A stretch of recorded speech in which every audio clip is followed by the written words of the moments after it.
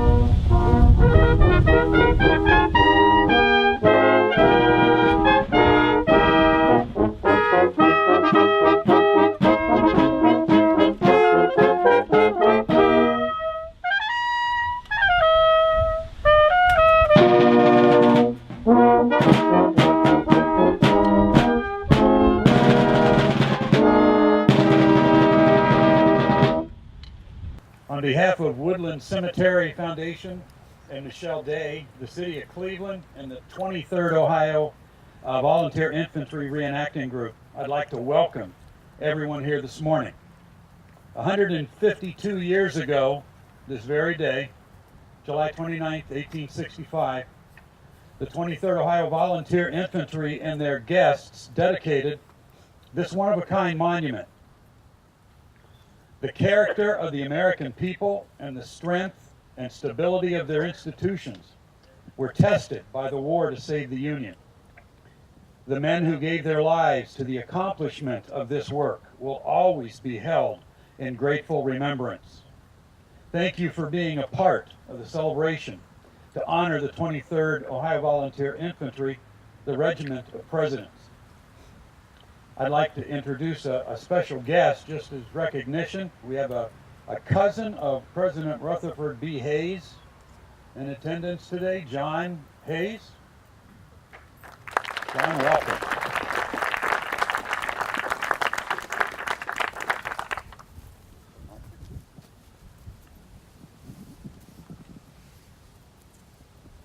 Thank you, Larry. My name's Mark Steiger. I'm the pastor at North Homestead United Methodist Church. I also happen to be the volunteer webmaster for the Woodland Cemetery Foundation, and that is indeed a joy. Reverend William Temple was Archbishop of Canterbury from 1881 to 1944. He once said, "We The people of God are called to the hardest of tasks, to fight without hatred, to resist without bitterness, and in the end, if God grant it so, to triumph without vindictiveness. Now, Reverend Temple was obviously speaking of a different war than the 23rd Regiment's war, but the principle remains the same. And as I thought of the people that were members of that 23rd Regiment, Presidents Rutherford B. Hayes and William McKinley, U.S. Senator Thomas Stanley Matthews, U.S. Congressman Robert P. Kennedy, Harrison Gray Otis, the publisher of the Los Angeles Times, James M. Comely, and Eichmann Scrampman, both influential leaders. And as I thought of the other 950 men who fought in that regiment, I thought they must have lived what that call that Reverend Temple states. For they fought alongside their fellow countrymen, and they fought against their fellow countrymen, and they fought for one cause: to keep this great country unified, upholding the values upon which it was founded.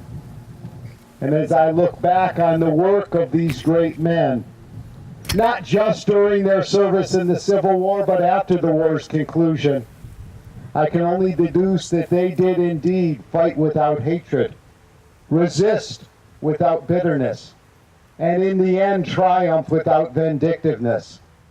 They fought in some of the hardest and bloodiest battles of the war, and it is to them and to those who fought alongside them that we owe our peace, and indeed our very existence as one nation, under God, with liberty and justice for all people. Let us pray. Most holy and ever gracious God, we give you thanks for the members of the 23rd Ohio Volunteer Infantry who fought with dignity and valor, who fought the bloodiest wars to ensure the preservation of peace and righteousness and justice.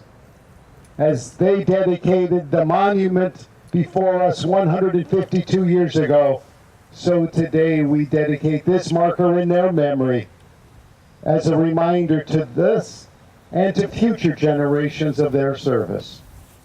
And we give you all praise and all glory. Amen.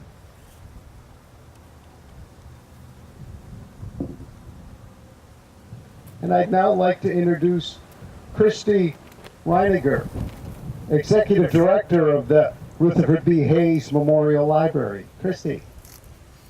Thank you very much.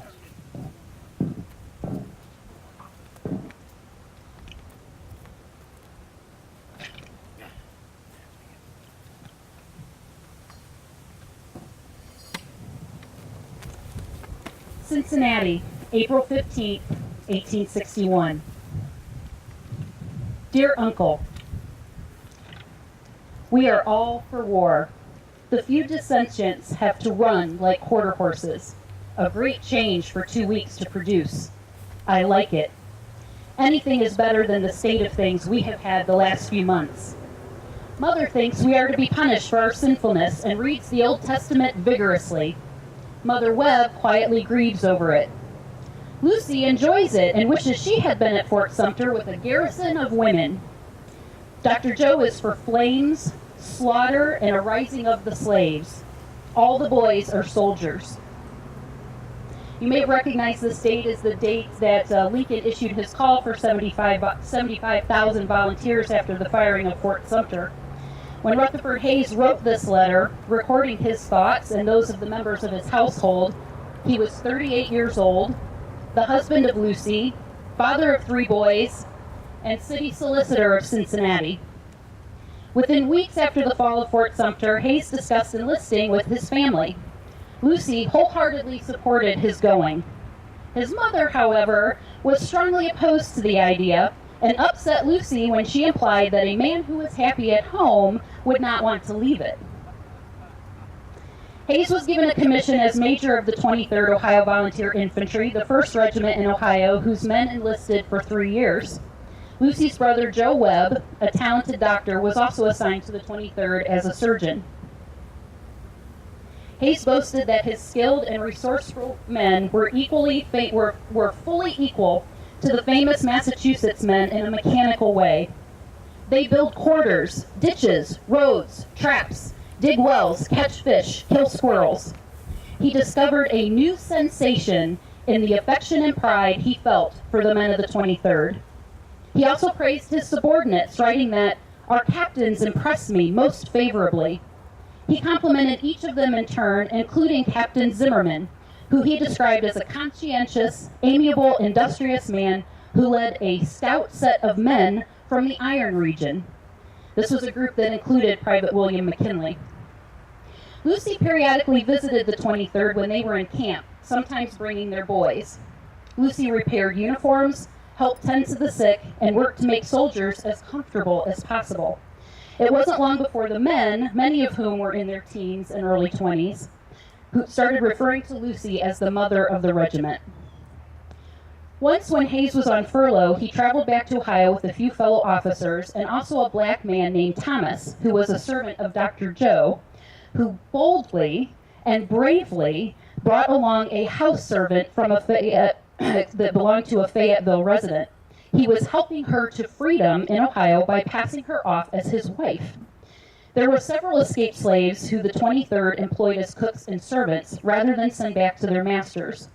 Hayes himself employed one such person, Daniel Husk, who had escaped slavery by traveling 100 miles through the mountains at night. Hayes encouraged another couple who had escaped slavery to settle in Fremont near his uncle Sardis. Hayes even wrote his uncle asking him to employ or find work for the husband and wife. And when people asked who they were as they marched through Maryland, the men of the 23rd demonstrated their great sense of humor by telling people that they were the 23rd Utah, the 23rd Bushwhackers, the 23rd Mississippi, paroled prisoners, militia going home, peacemen, Uncle Abe's children, or the Lost Tribes. Since the men had enlisted for 3 years and many other bands had been mustered out, the 23rd became a bit of a novelty. In September 1862, General Scammon selected Hayes and the 23rd to spearhead an assault on the rebels near Frederick, Maryland. As the men of the 23rd pushed their way up the mountain, Hayes was shot in his left arm, just above his elbow. Hayes passed in and out of consciousness, still giving occasional commands. Hayes' men brought him back behind the line, and he was taken to Middletown, Maryland, to the home of Jacob Rudy to recover. Hayes sent a telegram to Lucy informing her of her wound, letting her know of his location, and asking her to join him. Due to miscommunication, though, that she never received that telegram. Hayes sent a follow-up telegram, which she did receive, and it simply said, "I will not lose my arm." You can imagine how panicked she was. She had no idea what had happened or where her husband was. Meanwhile, Hayes, despite being in severe pain, focused his attention on the impending Battle of Antietam. The Rudy house was flush up to the National Road in Middletown, and Hayes paid the young son of the Rudys $1 to sit by the window of his bedroom and describe the scene of troops marching by. And a group of us from Hayes Presidential Library and Museums, a group of staff, and also descendants traveled there just in December. We got to stand on the battlefield where the 23rd was, and we got to see the Rudy house. And we stood there and read Hayes' diary entries about his experiences there that day, and it was something I'll never forget. So, of course, as a result of Antietam, McClellan does not press his advantage after the battle, and Lee escapes across the Potomac into Virginia. Well, Hayes began to look for Lucy in earnest and became concerned as each day passed without her arrival. "Had expected to see Lucy today," he wrote in his diary.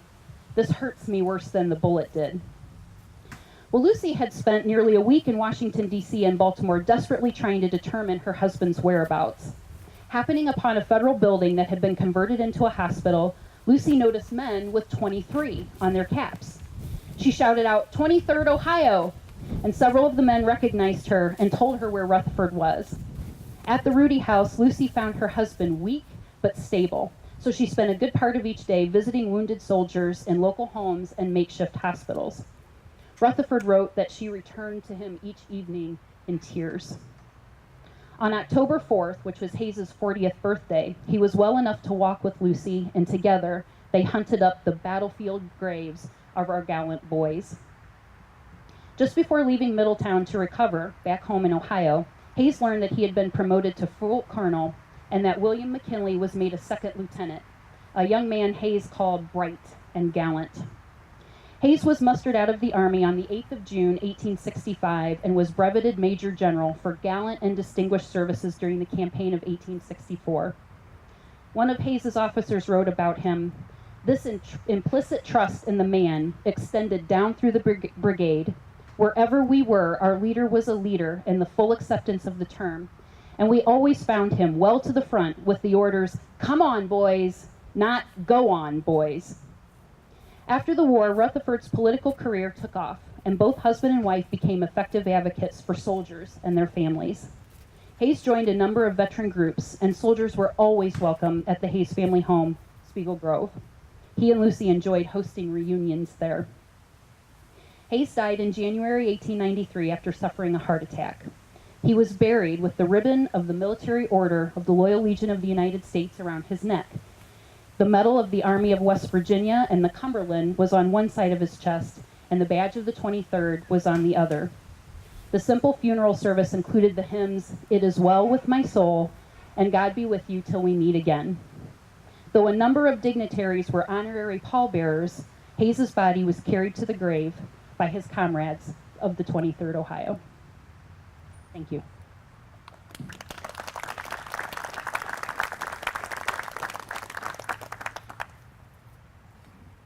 Thank you, Christy. And we've heard about President Hayes. I'll now call on Mark Holland for a report on William McKinley from his Presidential Library and Museum. Mark is an archivist. Thank you very much. Good morning, everyone.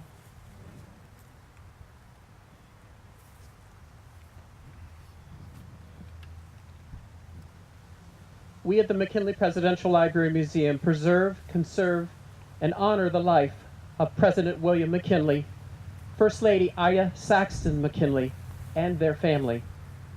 We are located in Canton, Ohio, near the intersection of Interstate 77 and US 30. We are the Stark County Historical Society. After serving in the Union Army, William McKinley returned to Poland, Ohio.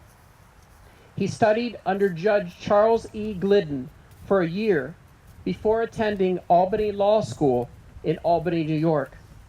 Judge Glidden gave the speech that inspired young William McKinley and young William McKinley Osborne, McKinley's cousin, to enlist in the Union Army in 1861. While studying in Albany, William McKinley dreams of where he will hang his shingle to practice law.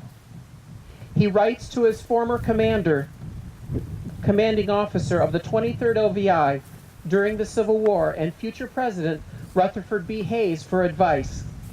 In a letter dated November 6, 1866, Rutherford B. Hayes, being a lawyer himself, advises him to choose business over law.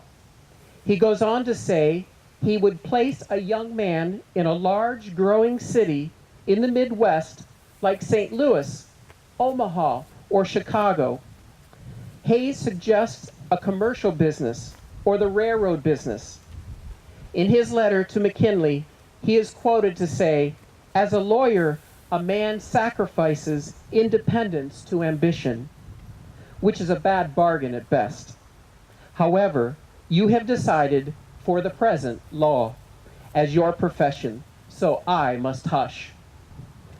Returning to Poland, he chose among such places as St. Louis, Kansas City, Leavenworth, Kansas, and Chicago as possible locations to practice law.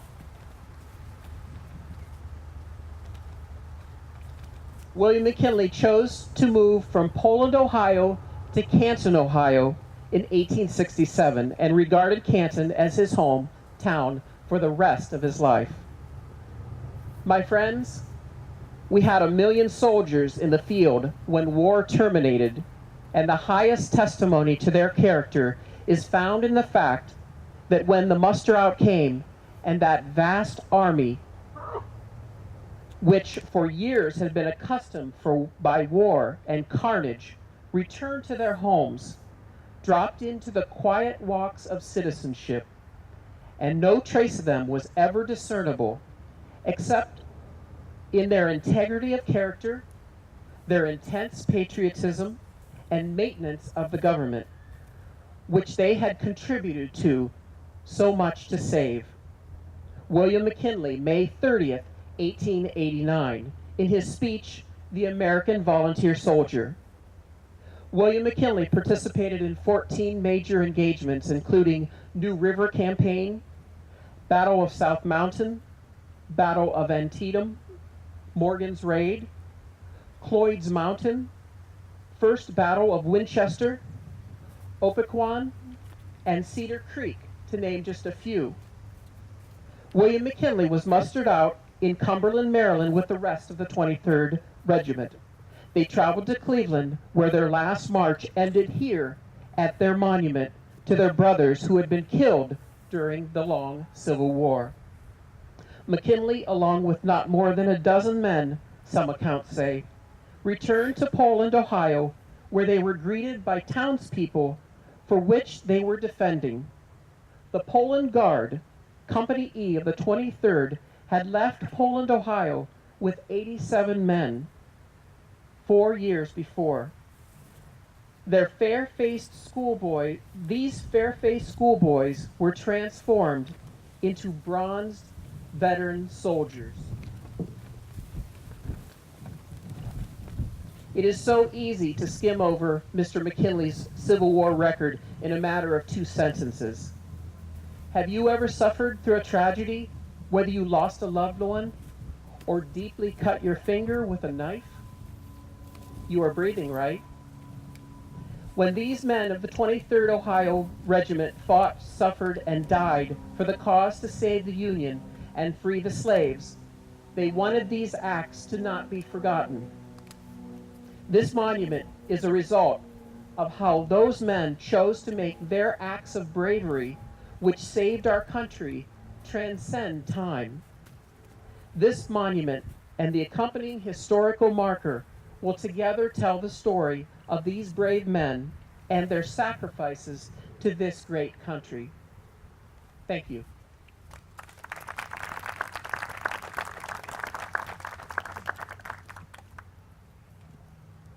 Thank you, Mark. And I'll now call on James Crane, the commander of the Ohio Department Sons of the Union Veterans of the Civil War. James.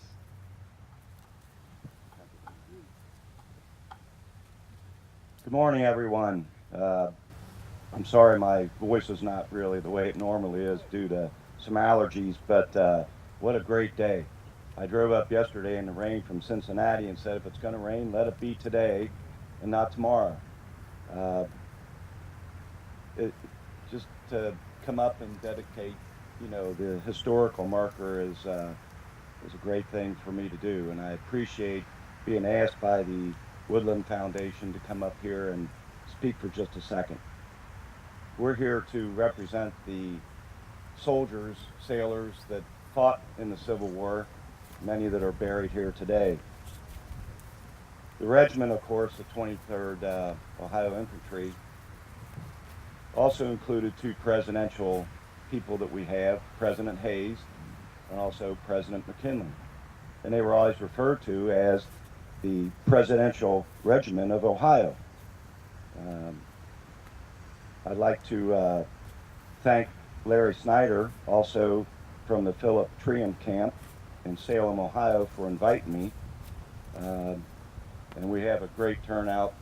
Our band over here. Where's John at? Is he over there? No? John's not here today? But they played for our department convention that we had in Columbus, and they do a great job.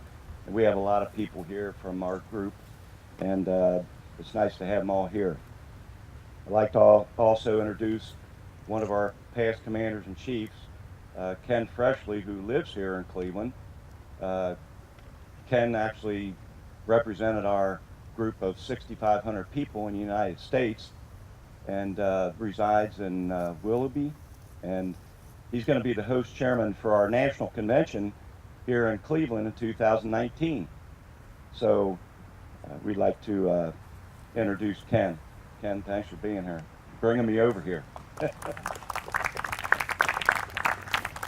Also, we worked with Cindy Hilliard.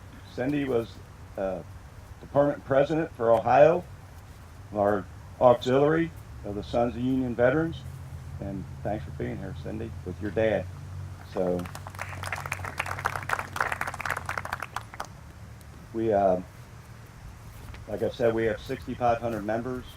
We just opened up what we call a camp in London, England last year, which has a lot of relatives that had people that fought in the Civil War. Of course, who knows what the world would be like today if it wasn't for these gentlemen that were buried here in the national cemeteries all over the country.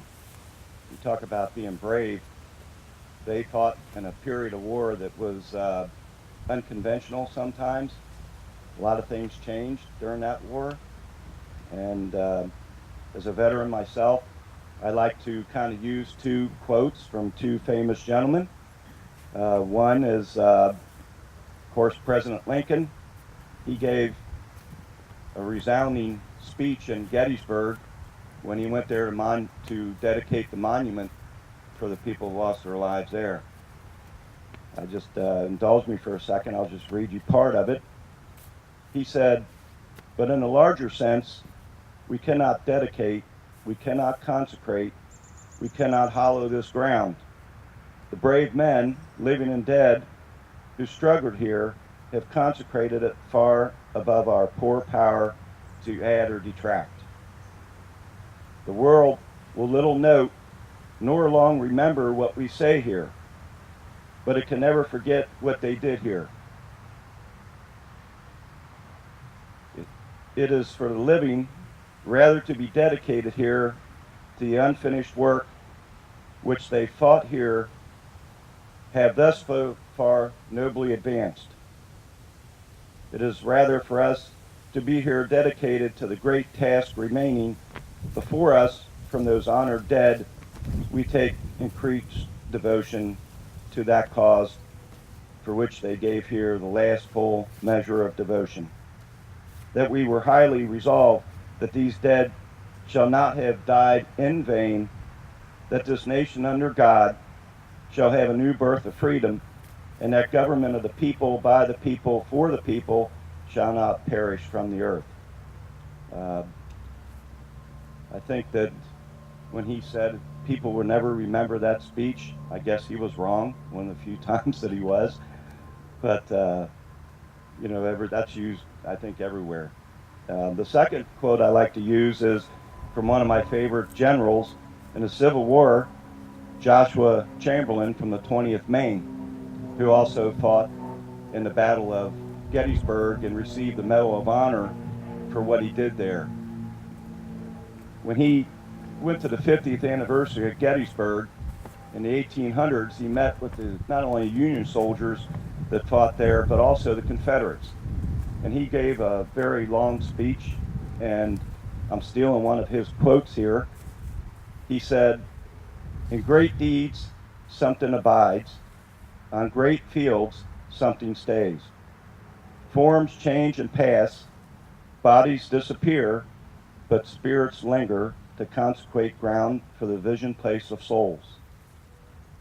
Generations that know us not, and that we know not of, heart drawn to see where and by whom great things were suffered and done for them, shall come to this deathless field to ponder and dream, and lo, the shadow of mighty presidents shall wrap them in their bosom, and the power of the vision pass on to their souls." These are just two quotes that I think was to honor the gentlemen that they served with, died with, and again, as I said, who knows what this country would be like today if one of the generals from the South would have decided to go south in Gettysburg instead of taking on Little Round Top. But There's 50,000 people that died in that battle. And I just think that it's appropriate for today to mention those two quotes from those two gentlemen. It's very appropriate for what we're doing here today. And I'd like to thank everybody. And gentlemen, thank you very much for coming. Ladies and gentlemen, thank you.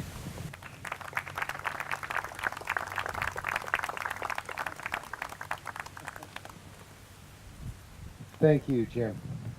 I'll now call on Richard Prossi, who is a trustee of the Rutherford B. Hayes Memorial Library, to bring us a reading of that original speech from July 29th, 1865.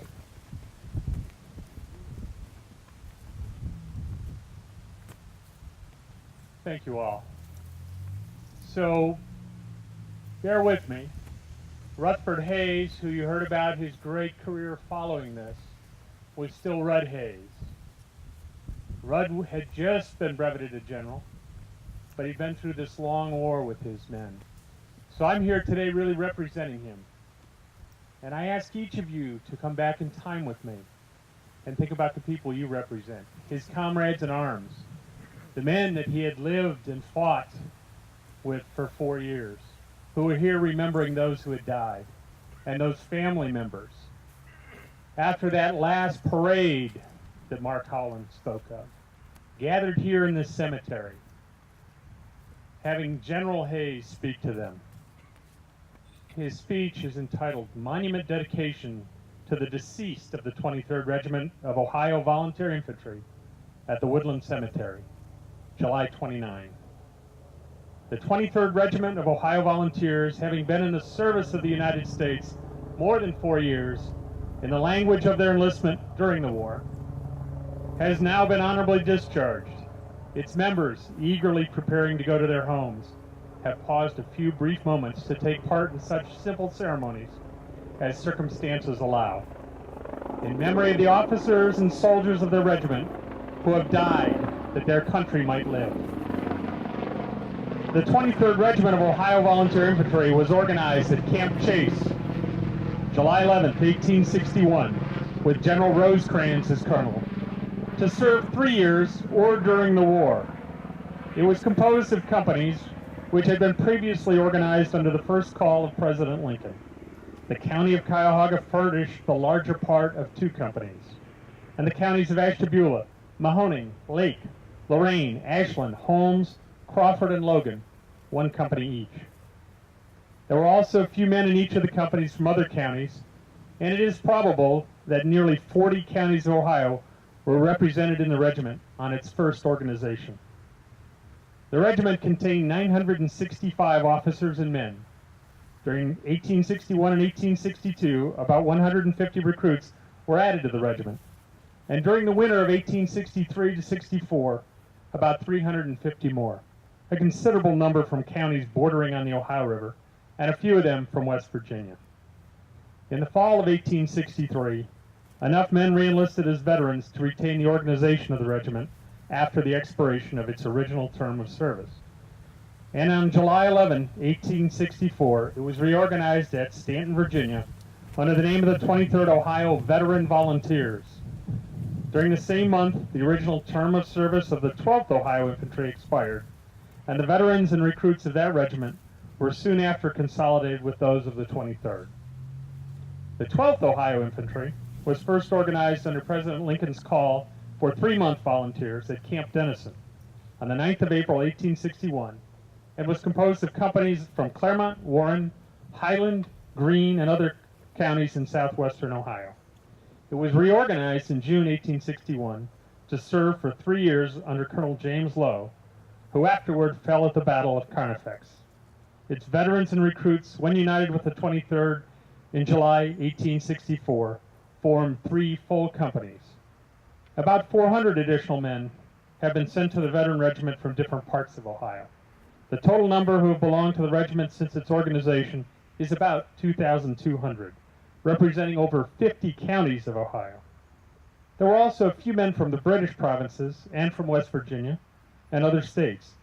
Of these, there now return as members of the regiment about 675 officers and men, and of this number, 1/3 only belonged to the original 12th and 23rd Regiments. In the winter of 1862-63, after the severe loss sustained in the campaigns of 1862, it was resolved by the officers and men of the regiment to erect a monument in memory of the fallen. It was felt that our comrades who had laid down their lives deserved a more enduring memorial than the frail headboards of the battlefield. As Cuyahoga has furnished more men to the regiment than any other, a lot in Woodland Cemetery, a gift from the City Council of Cleveland, was selected as a spot on which to build. This monument has since been erected, and on it are engraved, it is believed, the names of all the officers and men of the 23rd Regiment who have perished while in service, either in battle or from accident, wounds, or disease. It seems peculiarly fit that the survivors of this 4 years of bloody conflict should hold their last family meeting around the monument of their fallen comrades. We meet here today, our bosoms swelling with conflicting emotions. We rejoice that the cause for which we fought, the cause of our country and of humanity, has triumphed. We rejoice with grateful hearts that Providence has permitted us to enjoy the victory. We mourn that the brave men whose names are carved in this marble are no longer living to join with us in our rejoicing. As we read their names, we are carried in imagination to the scenes of the Great Rebellion from its beginning to its close. We see here the names of men who were enrolled as volunteers on the day that President Lincoln made his first call. We see also the names of some who perished more than 4 years afterwards when the contest was decided. We dare not undertake to say how much we owe to the men whose names are borne on this honored roll. The good name of the regiment we have loved so long and well, the satisfaction and pride we feel as we dwell on the recollections and scenes of the last 4 years, how much of these are due to the men whose deeds and virtues we have met to commemorate. All of our colors, 3 different sets, 2 of them torn and faded, were shreds of tattered silk. The regiment is borne proudly and safely home, sacred mementos made sacred by the lives of the comrades whom we mourn today. The roll of our dead is a long one, but I'm sure you all wish to hear it called again.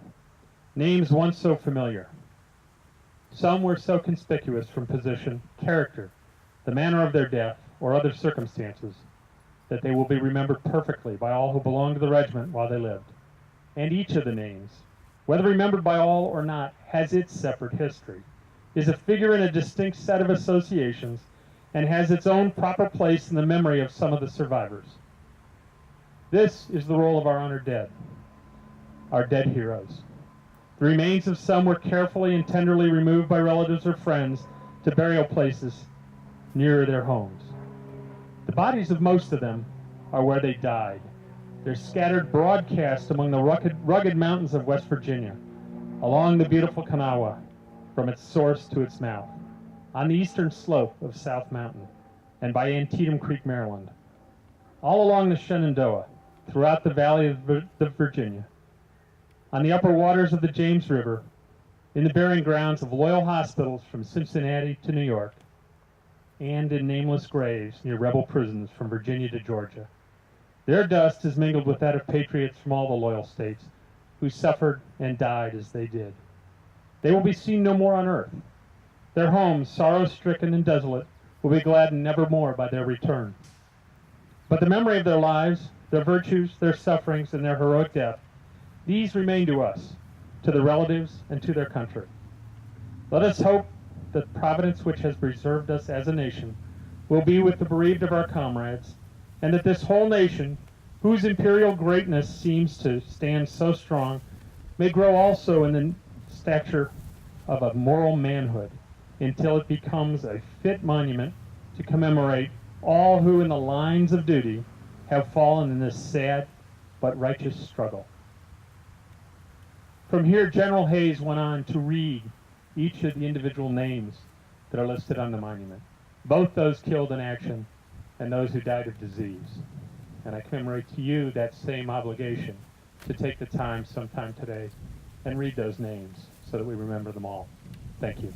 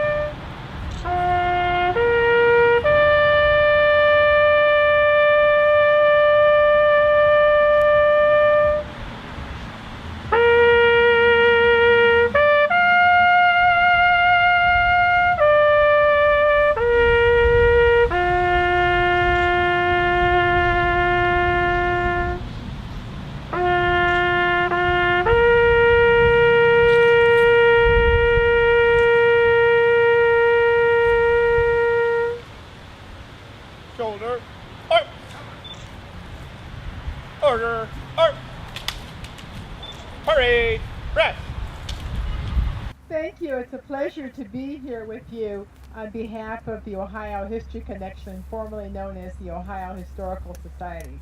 I also like to recognize members of the Cleveland Civil War Roundtable, where I serve as an officer, and encourage all of you to join our organization as we have our monthly meetings commemorating various aspects of the Civil War. Today, we dedicate this marker, which is one of 1,800 markers across the state that memorializes people, places, and events in Ohio history. And it's just another good example of the turnout today and the organization of this program of the work that the Ohio History Connection does with local historical organizations. So I thank all of you for being here today. And now is the moment that we actually unveil. Oh, wait, I forgot one thing. We have a proclamation from Governor Kasich, who recognized this event, and also one from the Ohio History Connection that reads, "The Ohio History Connection commends the Woodland Cemetery Foundation of Cleveland, Ohio, for furthering the knowledge of our state's heritage by placing an Ohio historical marker on July 29, 2017, that commemorates, honors, and celebrates the legacy of the 23rd Ohio Volunteer Infantry and the regimental monument at Woodland Cemetery that honors those killed during the Civil War."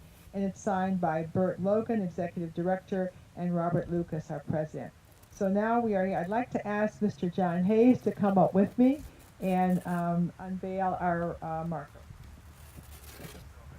Go the long way.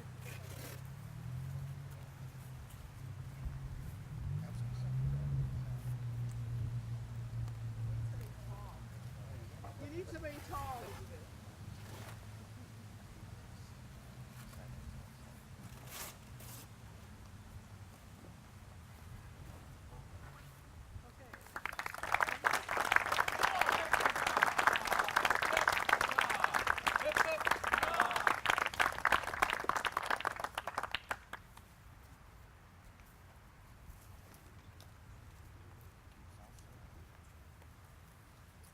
We have some proclamations now. I'll first call on Stephanie House, our representative of Ohio House District 11. Stephanie here?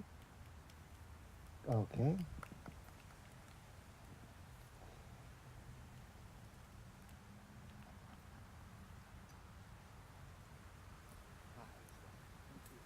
Well, good morning. I think we're at the cusp of good morning, afternoon. How's everybody doing today? Good, good, good. This is a wonderful, wonderful day. First, let me thank the Woodland Cemetery Foundation, Michelle Day, and all of the members of the foundation who have put in so much time, work, and energy to ensure that our history is recognized and acknowledged. Again, my name is State Representative Stephanie House. I serve the 11th House District. Welcome, everyone. And on behalf of the 132nd General Assembly, I really want to give this proclamation. So who am I going to give this to? Who's the representative? She's back there. She's in the back there, but I'm going to bring it back. She'll take it on behalf. But on behalf of the 132nd General Assembly, I present this to you all in recognizing this really special day for our community. The work of the 23 volunteer infantry during the Civil War really had huge implications, and the fact that we can honor them today and carry their legacy on is really important, and hopefully it's something that we can really teach to our young people, to our citizens, because many times we think that the blessings that we have to be free and do what we want, it had some real sacrifices. People died, people fought, and to be able to pay honor to them for the generations to come is really a blessing. So on behalf of the 132nd General Assembly, thank you. Thank you, Stephanie. Thank you. And I call on Beth Thames, who is a representative from Senator Sherry Brown's office. Beth. Good morning. Thank you for letting me be a part of this incredible celebration. On behalf of United States Senator Sherrod Brown, I want to present a certificate of special recognition presented to Woodland Cemetery Foundation and the 23rd Ohio Volunteer Infantry Reenactment Group. to commemorate the dedication of an Ohio historical marker honoring the gallant men of the 23rd Ohio Volunteer Infantry who fought to preserve the United States of America. Signed, Sherrod Brown, United States Senator.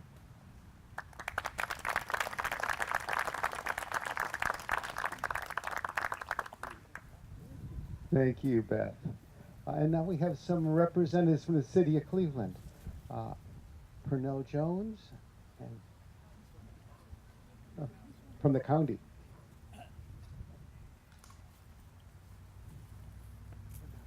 Thank you. Good afternoon, everyone. And we're always confusing the county and the city. But I am Purnell Jones Jr., the council vice president and the Cuyahoga County councilman for this neighborhood. And it truly is an honor to be here today and to recognize the Woodland Cemetery Foundation and all that are here today for their hard work. Michelle Day is a dynamo. If you know, I just love her to death. And the history that's here.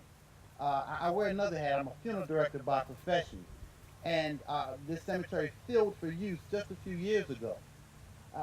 But it is filled with so much history.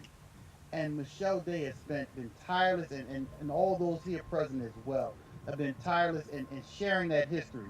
So it truly is an honor to be able to stand here today and present this proclamation to you as well. Again, congratulations to all.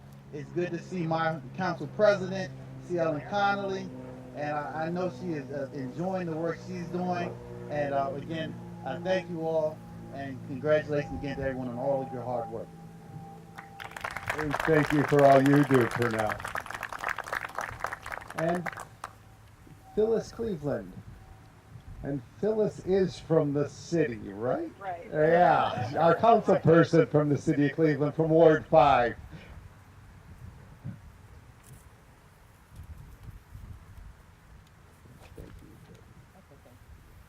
Good morning or good afternoon, everyone. Again, I share in the honor of being here this morning for the ceremony. It's such a very important and sober occasion, as Representative House says, to reflect on our history as Ohioans and our history as Americans and what that means to us today. And we don't often think about that, but it's certainly now's the time, and I'm so grateful to Michelle Day, of course, the heart and soul of the Woodland Cemetery Foundation. You know, I can personally thank her for making me aware of all of the history here. And I'm from this neighborhood, and I grew up in this neighborhood, and I still live in this neighborhood. And it was just until a few years ago that I really learned all of the history that's contained here. And it is just so impressive. And I do have a resolution from Cleveland City Council and also a proclamation from Mayor Jackson to commemorate this occasion. And so I will present those to well, I will hand them to you. I'm sure she will. But again, just thank you so much for allowing me a few minutes to be here. Thank you for all your hard work in preserving our history. And again, to the Woodland Cemetery Foundation for recognizing the Woodland Cemetery for the jewel that it is and preserving our history and our culture and our art and our architecture. And thank you all for caring so much. Thank you. And we have a few additional comments. First, I'll call on William Stark, who is a historian, to bring us some words. Thank you. As Director of Veterans Necrology for Woodland Cemetery, I'd like to give you some information that you may find of practical value. Beginning in 2015 and ending sometime in 2016, a survey was conducted of those names on the monument behind us. Of the 254 names of those men who perished during the war, 22 more names than are in the official roster's roll of honor. Military and civilian information on each man was garnered from online databases and were added to 2 additional databases. The first one is the Graves Registration Database of the Sons of the Union Veterans of the Civil War. And the second one is the Find a Grave website. The latter database displays either a military headstone or civilian gravestone if the grave is marked. A virtual cemetery for the monument was also created on Find a Grave. The most noticeable observation about the monument survey are the facts that about 58%, or 153, of the 23rd's men's graves have been located and accounted for in both national cemeteries and civilian cemeteries, in cases where their remains were transported back home to Ohio. Two such instances are here at Woodland. The first is George Ayers, killed in action at the Battle of Winchester, July the 24th of 1861, who was just 17 years of age, buried in his family plot here at Woodland in Section 31.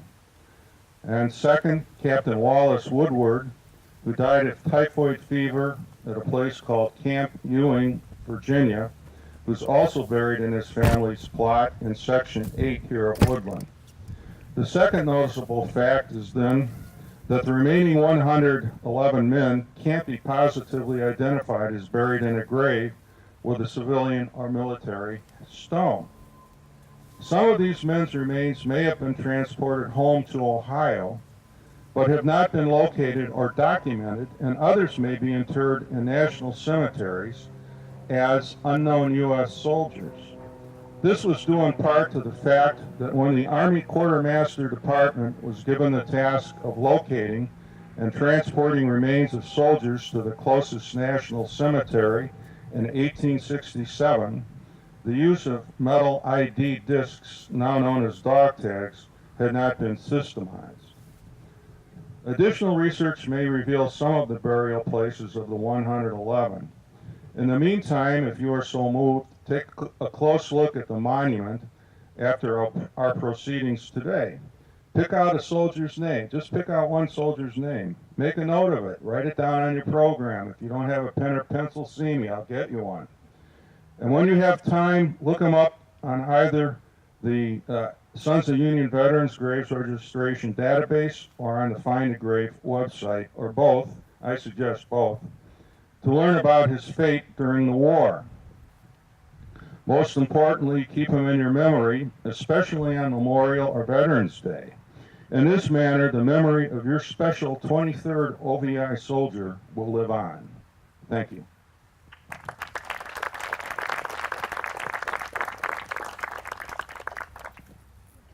Thank you, William.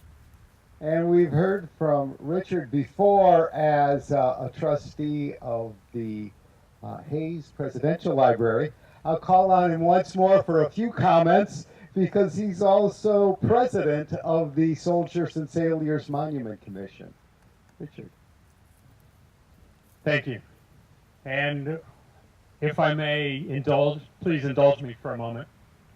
We talked about what happened up to 1865. We've heard a little bit about Presidents McKinley and Hayes. But I want you to think back to the role Ohio played. You know, we claim 8 presidents as the mother of presidents. Beth, perhaps we'll see a 9th in the future from Ohio. But of those 8, 5 were Civil War veterans, including the first 3 elected following the war, Presidents Grant, Hayes, and then Garfield from this area. This was a time of political organization.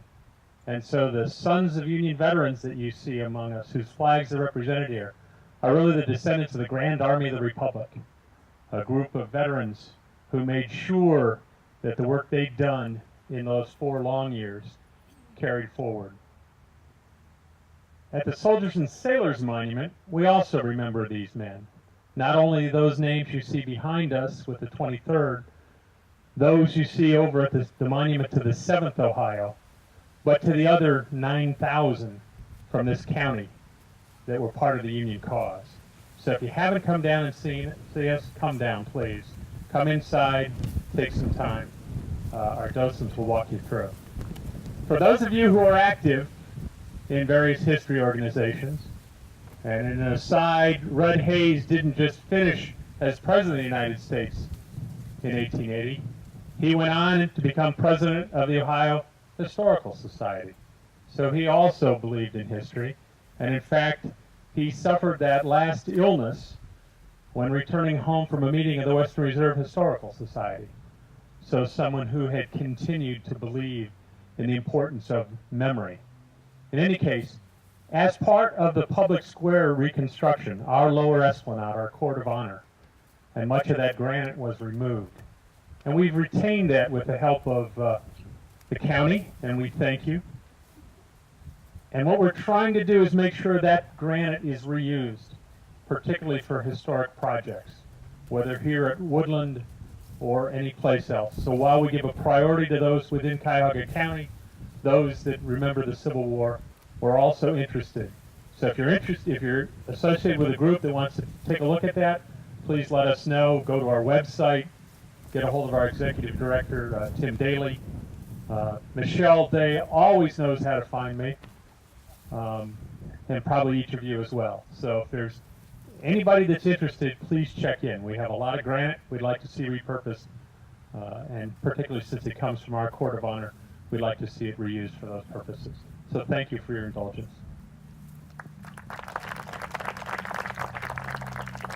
Thank you, Richard. Well, as we draw this program to a close, I want to thank everyone that was involved here. There's a list on the back of your program of the many people that took part in today's services, that helped with donations to this service. Want to especially thank our major contributor, David Borger. I don't believe David's here this morning. He's from California, so. But want to thank him. We've heard a lot about the Woodland Cemetery Foundation.